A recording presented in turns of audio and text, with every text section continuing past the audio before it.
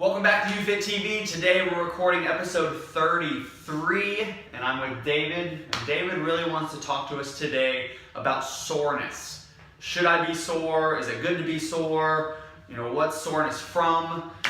He does get quite a few questions about being sore on a regular basis. And so he really just wants to share with you guys what the soreness is from and if it's something you should be focused on. So thanks for joining us today. Absolutely. First, let's talk about, should I get sore when I'm exercising? When I'm working out, should I get sore? Not all the time. Okay. If you're new to working out, you're doing things you're not accustomed to, chances are you will get a little sore.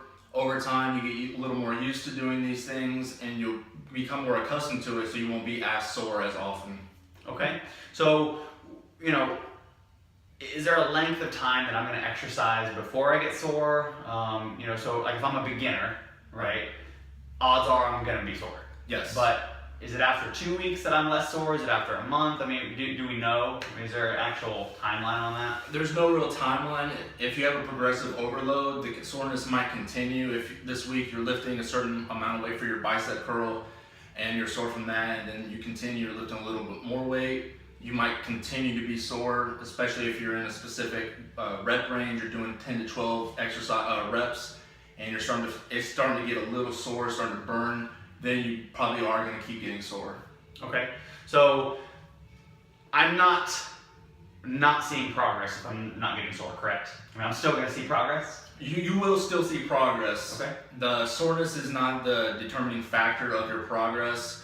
If you feel good about the workout, if you do sweat a lot, if your muscles feel tired, you are getting a good workout.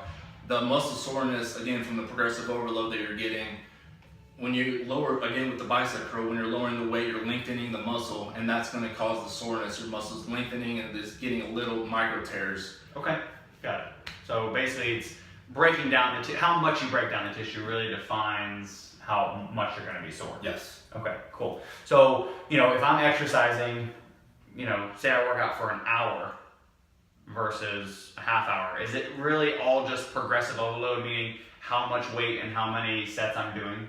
Not necessarily. If you're doing something for a long time, it doesn't really matter the reps and sets, but if you're doing something continuously, again, if it's something that you're not really accustomed to yet, you will get sore. It's not just about the reps and sets, but that does add to it. Got it.